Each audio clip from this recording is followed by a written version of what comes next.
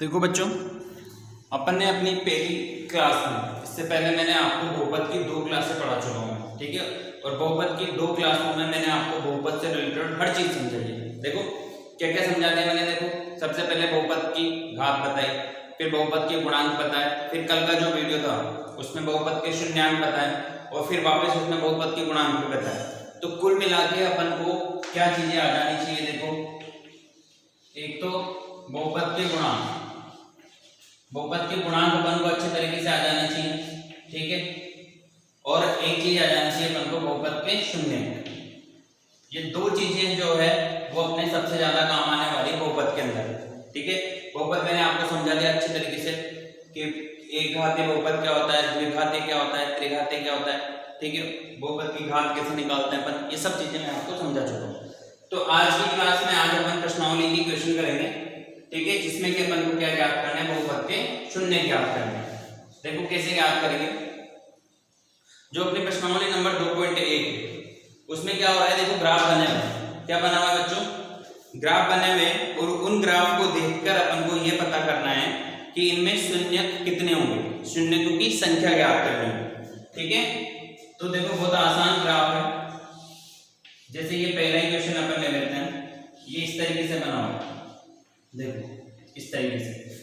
तो अपन को ये देखना है कि जो भी अपना ग्राफ है वो एक्स अक्ष को कितनी बार काट रहा है। क्या कर रहा है कि जो भी अपना ग्राफ है उसमें जो वक्र होगा वो एक्स अक्ष को कितनी बार काट रहा है। जैसे ये अपनी एक्स अक्ष होती है, ठीक है, और ये वाई अक्ष होती है। तो इस एक्स अक्ष को कोई भी वक्र है वो कितनी बार काट रहा है। जैसे इसमें नहीं काट रहा तो इसमें कुछ भी नहीं है, इसमें 0 शून्य है, इसमें शून्यों की संख्या कितनी है, 0, एक भी शून्य नहीं है इसके अंदर, ठीक है। अब इसी का मैं देखो सेकंड पार्ट बताता हूँ आपको। इस तरीके से बनाना है, ठीक है, और ये इस तरीके से वक्र जो है इससे कट रहा है, ठीक है। देखो आप अच्छे तरीके से, बुक का सेकंड क्वेश्चन है। अब ये अपनी एक्स एक्सिस है और ये एक वक्र है, इसको ये कितनी बार काट रहा है, ये यहाँ पर एक बार काट रहा है, काट रहा है, ये काट रहा है। तो इसका जो शून्य हो गया उसमें शून्यों की संख्या कितनी होगी, 1 होगी, ठीक है। तो जितनी बार भी इस एक्स अक्ष को कोई वक्र काट रहा है उसमें क्या होंगे, उतने ही शून्य होंगे। आइए आपको बात समझ में। एक और बता देता हूँ, बाकी फिर आप करना आ जाएंगे, ज्यादा हार्ड नहीं है, ठीक है। देखो एक वक्र में ऐसे इस तरीके से कट रहा है, तो एक तो यहाँ पे कट गया, एक यहाँ पे कट गया, और एक यहाँ पे कट गया। इस एक्स अक्ष को कोई भी वक्र जितनी बार काटता है उसी में उतने ही शून्य होते हैं, ठीक है। देखो आप ध्यान से दिख रहा होगा आपको, बढ़िया। तो इसके अंदर कितने शून्य के बच्चों, इसके अंदर है 1 2 3, कितने शून्य के होंगे इसके अंदर, 3 शून्य होंगे, ठीक है ना। तो देखो ये 2.1 का पहला सवाल, दूसरा, तीसरा, 3 पहला ये रहा, दूसरा ये रहा, तीसरा ये रहा, तीनों मैंने बता दिए। इनको आप बढ़िया बनाना कॉपी में, ठीक है, और उसके नीचे शून्यों की संख्या लिखना, 0 शून्य, 1 शून्य और 3 शून्य। बाकी के 3 जो है वो आप करेंगे, है ना, कर सकते हो आप आराम से, कोई दिक्कत नहीं।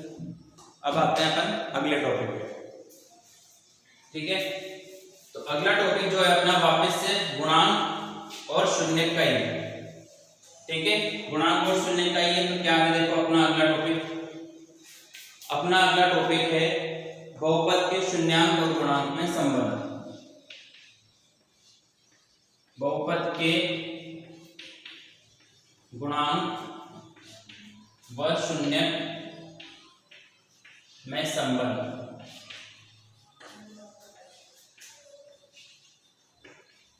ठीक है।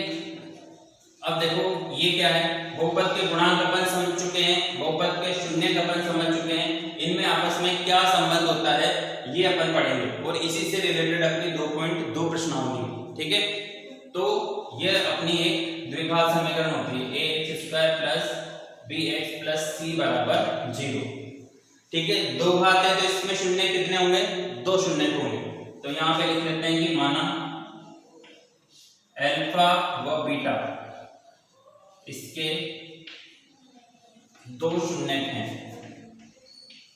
क्या है इसके 2 शून्य, ठीक है। तो अब अपन को ये तो पता चल गया कि इसके शून्य क्या है, अल्फा और बीटा। अब इनके गुणांक क्या होते हैं, देखो गुणांक क्या है, ए बी और सी, इसके गुणांक अलग अलग, x² x का b है और ये c अचर पद है।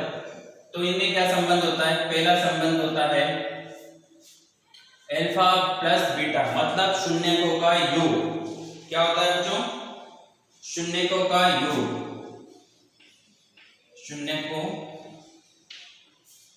शून्यकों का योग। अब शून्य क्या क्या है? ये अल्फा और बीटा योग है, मतलब क्या करना है अपन को? प्लस करना है। तो ये अल्फा प्लस बीटा बराबर क्या होगा? माइनस का b बटा a। ये ध्यान रखना है आपको, ये एक सूत्र बन गया अपने पास।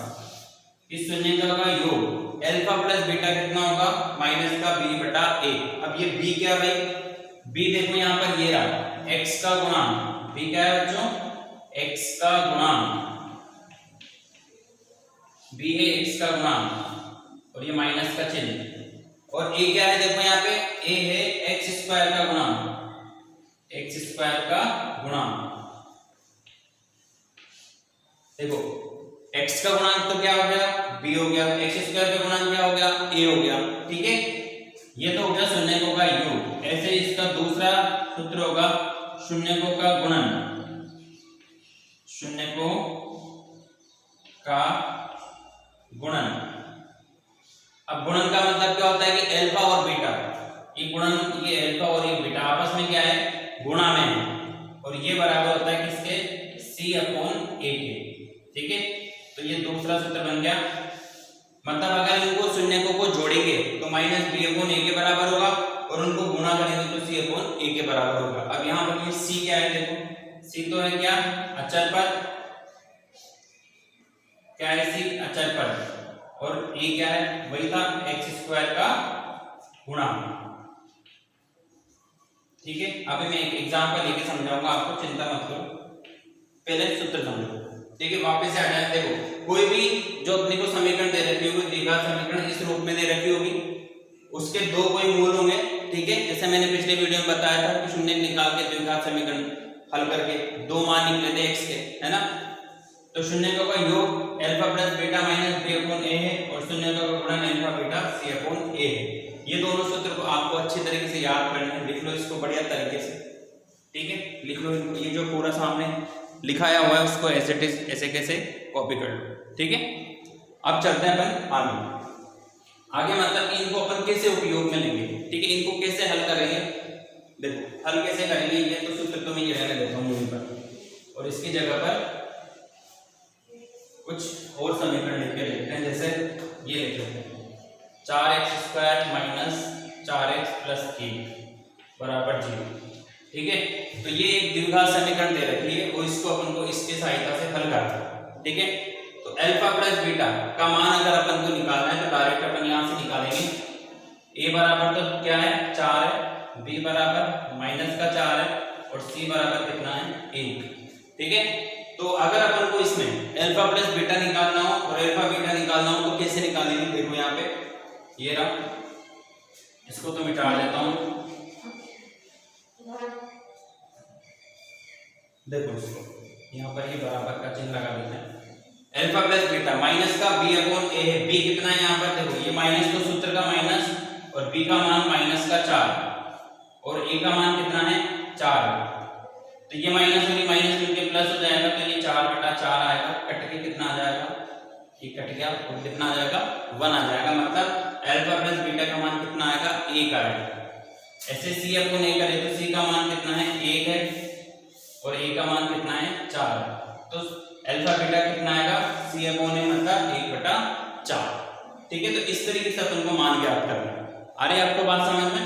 बहुत आसान है, देखो करके देखेंगे अपन इसकी क्वेश्चन। बहुपद के गुणांक और शून्यांकों में ये संबंध होता है कि योगफल इतना होता है और इसके गुणन क्या होता है? इतना होता है। ठीक है, तो इसका क्वेश्चन करके देखते हैं अपन। इसका क्वेश्चन करके देखते हैं। ये रहा, देखो इसको, ये अपना एक तरीके से प्रश्नावली अपनी 2.2 का पहला ही सवाल होगा शायद। देखता हूं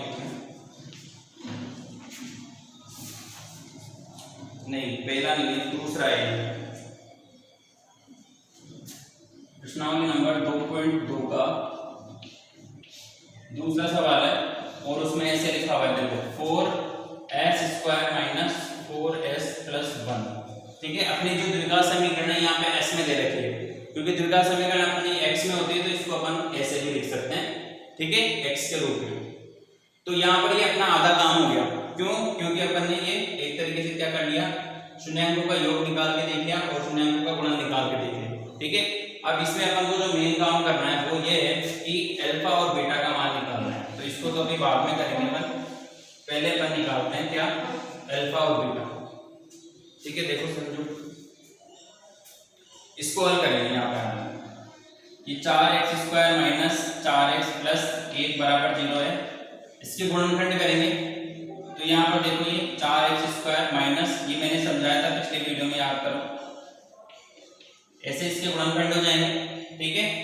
इन दोनों में से क्या कॉमन आ रहा है, 2x कॉमन आ रहा है, तो 2x माइनस 1 बचा। इन दोनों में से 1 कॉमन आ रहा है, तो 2x माइनस 1 बचा। ये 2x माइनस 1, 2x माइनस 1 दोनों में समान है, तो ये वापस से कॉमन आ जाएगा। इधर से क्या बचेगा, ठीक है। अब इनमें से किसी एक को बराबर कर देते हैं।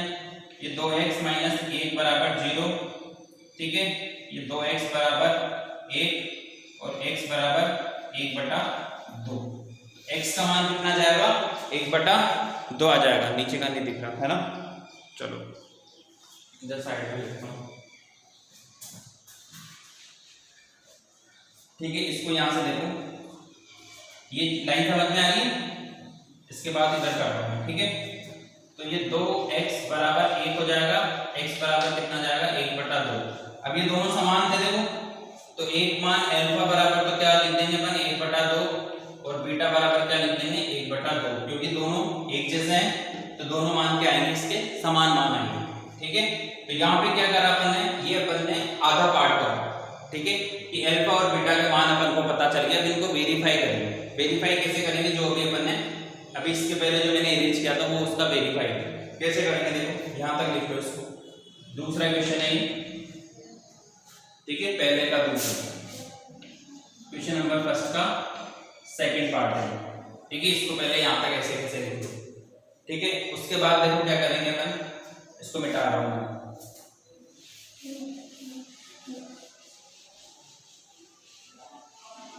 ठीक है। वेरीफाई मतलब वेरीफाई कहेंगे अंग्रेजी में, सॉरी हिंदी में जांच। तो जांच में क्या होगा कि अल्फा प्लस बीटा बराबर माइनस का b/a होता है। अल्फा प्लस बीटा, देखो अल्फा का मान 1/2 है, बीटा का मान भी 1/2 है, तो ये 1/2 प्लस 1/2, इसको हल करेंगे तो ये कितना हो जाएगा, आधा और आधा जुड़ के 1 हो जाता है। और इधर देखो माइनस b/a का मान भी 1 आ रहा था, वापस कर लो भले, ये माइनस b की जगह पर माइनस का 4 था और a की जगह पर 4 था, ये प्लस का 4/4 कट के कितना आएगा, 1 आएगा। तो दोनों देखो बराबर आ रहे हैं, नहीं आ रहे हैं। वैसे ही अल्फा बीटा क्या होता था, c/a। इन दोनों को देखो, c का मान कितना था, 1, और a का मान कितना था, 4, 1/4 आ रहा था, अभी हल करा था मैंने यहाँ पे।